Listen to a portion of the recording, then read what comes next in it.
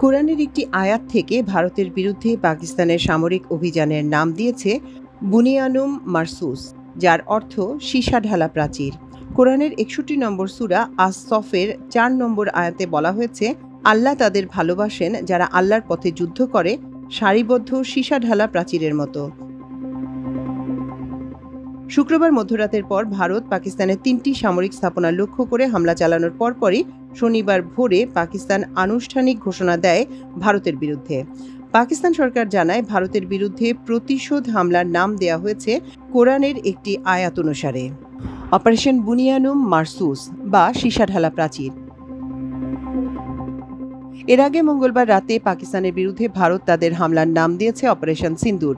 বিপরীতে পাকিস্তান কোরআনের আয়াত থেকে তাদের অপারেশনের নাম দিল বুনিয়ানুম মারসুস। বিশ্লেষকদের মতে এর নামকরণ পাকিস্তানি সেনাদের মনোবল চাঙ্গা করতে ভূমিকা পালন করবে। ইতোমধ্যেই চারদিকে শুরু হয়েছে এই নামকরণ নিয়ে আলোচনা। ভারতের বিরুদ্ধে যুদ্ধে যোগদানের জন্য লাখ লাখ পাকিস্তানি রাস্তায় নেমে এসেছে। বিভিন্ন সামাজিক যোগাযোগ মাধ্যমে ছড়িয়ে পড়েছে সাধারণ মানুষের যুদ্ধের প্রশিক্ষণের ছবি।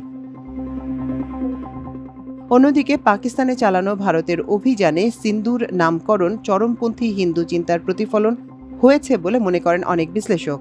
মাথায় সিঁদুরের মাধ্যমে একজন নারীকে যেমন বিবাহ করা হয়, তিনি হয়ে ওঠেন একটি পরিবারের অংশ, তেমনি পাকিস্তান সহ এই অঞ্চলের দেশগুলোকে অখণ্ড ভারতের অংশ বানানোর চেষ্টার প্রতীক হিসেবে হিন্দুত্ববাদী পরিকল্পনার অংশ হিসেবে এমন নামকরণ করা হয়ে থাকতে পারে বলে মনে করছেন অনেক বিশ্লেষক।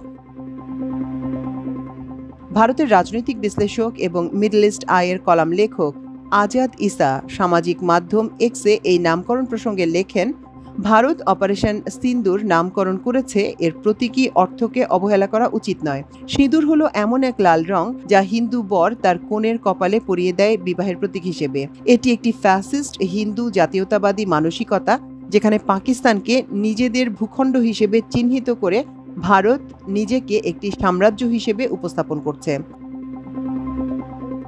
ভারতের সিন্দুর নামের বিপরীতে পাকিস্তানে বুনিয়ানুম মাসুস নাম পাকিস্তানিদের মধ্যে গভীর আবেগের সৃষ্টি করেছে।